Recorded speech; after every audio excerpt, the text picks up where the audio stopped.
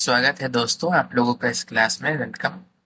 आज मेरे दोस्त ने क्वेश्चन पूछा था कि यूएसए और इंडिया के फेडरेशन के बीच में क्या अंतर है, क्या डिफरेंस है। तो वही हम लोग डिस्कस करने जा रहे हैं। आपका यूएसए और इंडिया। तो इंडिया के कॉन्स्टिट्यूशन की पहली लाइन कहती है कि India that is Bharat shall be a union of states, article 1।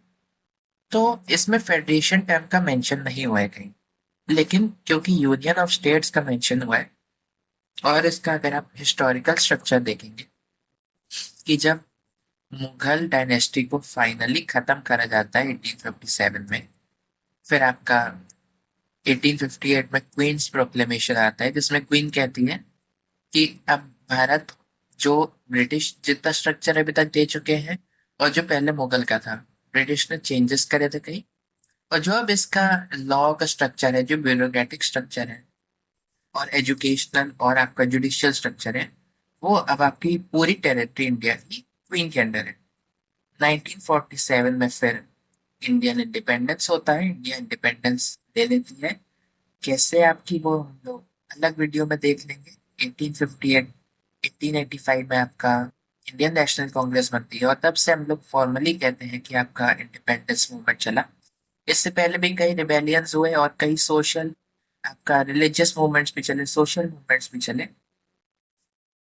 और आपका 1950 में इंडिया एक रिपब्लिक का स्टेटस प्राप्त करती है। इससे पहले इस दौरान 1947 से 50 के बीच में इंडिया इंडिपेंडेंट थी, लेकिन इंडिया एक डोमिनियन थी, ब्रिटिश कॉमनवेल्थ की। तो ये आपका बेसिक हिस्टोरिकल स्ट्रक्चर मैंने दिया। केसी वेयर कहते हैं, एक ये पॉलिटिकल साइंटिस्ट हैं, कि इंडिया एक क्वाजी फेडरल स्टेट है जिसमें आपका यूनियन ज्यादा पावरफुल है और आपका स्टेट्स कम पावरफुल है। तो क्या ये बात सही है? आप अगर देखते हैं ध्यान से, तो आपका सेंट्रल गवर्नमेंट की पावर और हनक अलग ही होती है और आपका जो स्टेट्स हैं वो बड़ी इंपॉर्टेंट है आपका गवर्नेंस और एडमिनिस्ट्रेशन मैनेज करने के लिए। जैसे आप अगर देखेंगे तो कई जो इंडिया की जो स्टेट्स है, जैसे यूपी या बिहार हो गई, वो पूरे पूरे यूरोपियन नेशंस के बराबर है। तो मैनेज करने के लिए सेंट्रल अथॉरिटी इंडिया में ज्यादा स्ट्रांग है। ये आप देखेंगे कि ब्रिटिश का जो स्ट्रक्चर था, जो वो लोग एक आपका इंडिया की जुडिशरी ब्यूरोक्रेसी और आपका गवर्नमेंट एडमिनिस्ट्रेशन को एक स्ट्रक्चर दे चुके थे आपका और भी मैटर्स में, तो वो यही था कि सेंट्रल अथॉरिटी ज्यादा पावरफुल थी। वहाँ इंडिया का जो आपका वाइस रॉय था और उसकी काउंसिल थी, उसके पास सबसे ज्यादा पावर थी। वो बड़ी चीजों में आपका वीटो कर सकता था पार्लियामेंट के लॉज को। कई चीजें एक्सक्लूसिवली उसके लिए रखी गई थी कि वही उन पर डिसीजन ले सकता है। तो आपका सेंट्रल अथॉरिटी पहले से स्ट्रांग थी। ये इसलिए स्ट्रांग थी ताकि इंडिया में बाकी जो स्टेट्स हैं, क्योंकि इंडिया बहुत बड़ा है, इंडियन सब कॉन्टिनेंट हम लोग कहते हैं, तो उसमें आपका और भी कंट्रीज आती हैं, लेकिन ताकि बाकी आपकी स्टेट्स में कोई आपका डिसइंटीग्रेटिव मेजर ना ले लिया जाए, या वहाँ की पब्लिक के ऐसे आइडियाज ना आने लगे कि वो हम लोग एक अपनी स्टेट बना लेते हैं, जिसको हम लोग सेसेशन कहते हैं। ये आपका हिस्ट्री का पार्ट है कि वो जैसे नागा की सेसेशन डिमांड रही थी पहले, आपका कई रेडिकल खालिस्तानी सिख्स की डिमांड रही थी कि अपना हमारा एक अलग कंट्री बना ले। तो ऐसी डिमांड आ सकती है। इन्हीं को कंट्रोल करने के लिए एक स्ट्रॉन्ग सेंट्रल अथॉरिटी रखी गई। कम्युनल टेंशन्स को कंट्रोल रखने के लिए, जैसे आपका रिलीजियस बेसिस पर जो कम्युनिटीज अलग अलग होती हैं, और ताकि आपका जो आपका उस दौरान, क्योंकि आपका चाइना भी इंडिपेंडेंट हुआ था 1949 में, और यूएसएसआर यानी कि यूनियन सोवियत सोशलिस्ट रिपब्लिक, इधर आपका एक पूरे वर्ल्ड में एक मार्क्सिस्ट मूवमेंट चलने लगा था। कि दो आइडियोलॉजी थी, ये आप वर्ल्ड हिस्ट्री में पढ़ेंगे कि कैपिटलिज्म और कम्युनिज्म वर्ल्ड दो ब्लॉक में बढ़ चुका था, कोल्ड वॉर हो गई थी।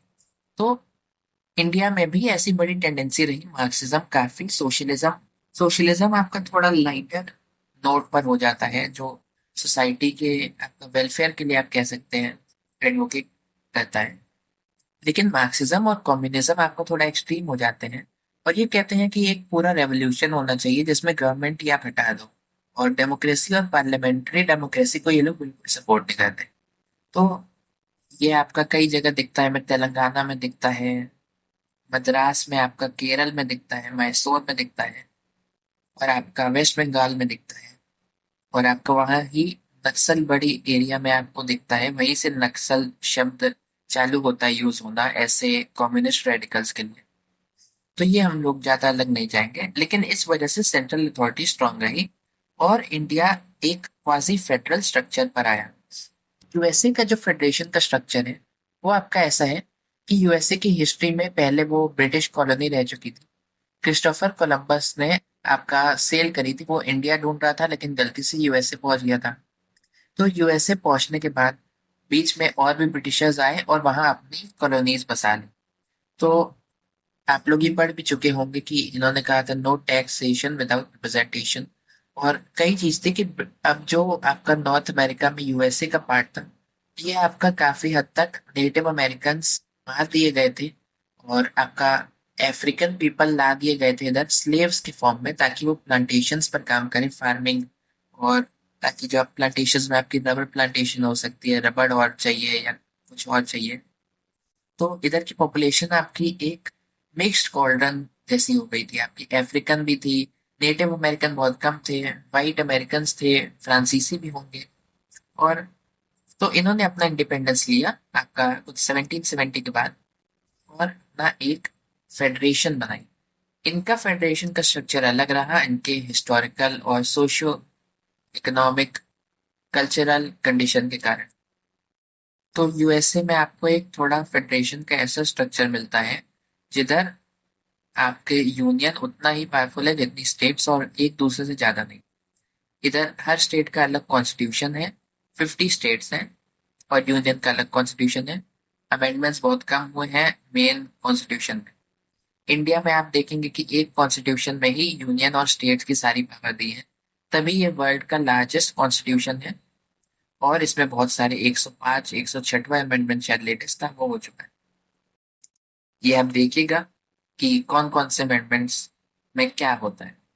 तो वीडियो सिर्फ 10 मिनट की बन सकती है, तो मैं छोटा सा आपको बस यही बता रहा हूँ कि इसको हम लोग कमिंग टुगेदर फेडरेशन कहते हैं, और इंडिया वाले को हम लोग कहते हैं holding together federation. Coming together में आपका यूनियन ज्यादा ताकतवर होता है स्टेट्स। कमिंग टुगेदर में आपका यूनियन और स्टेट्स की पावर बराबर होती है। होल्डिंग टुगेदर में आपका यूनियन के पास ज्यादा पावर होती है स्टेट्स। इसके अलावा मेन तो यही था कि आपका कॉन्स्टिट्यूशन का पॉइंट, आपका जुडिशरी का पॉइंट, कि सुप्रीम कोर्ट एक है यूएसए का जो आपका यूनियन का कह सकते हैं, लेकिन हर स्टेट का अपना अलग सुप्रीम कोर्ट है, अपने हाई कोर्ट है, अपने डिस्ट्रिक्ट कोर्ट है।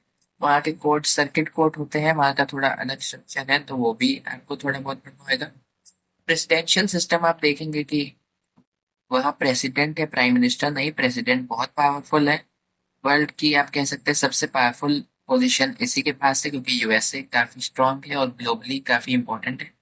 इंडिया में आपका पीएम और प्रेसिडेंट दोनों होते हैं, और पीएम के पास ट्रेडिशनली ज्यादा पावर रहती है। प्रेसिडेंट इम्पोर्टेंट पद है बहुत, लेकिन प्रेसिडेंट को पॉलिटिक्स में इंडिया में नहीं लाया जाता, और उसकी डिग्निटी आपकी मेंटेन करी जाती है इस पोस्ट की। रिसेंटली जो आपके पिछले प्रेसिडेंट थे रामनाथ कोविंद जी, उनको एक आपका पार्लियामेंट्री पैनल में जो आपका इलेक्शन आपका साइमल्टेनियस इलेक्शन पे है उसमें लेने पर यह भी कहा गया कि ऐसी पोस्ट के आप पोजीशन के ऑनरेबल और डिग्निटी वाले को उसमें क्यों लिया।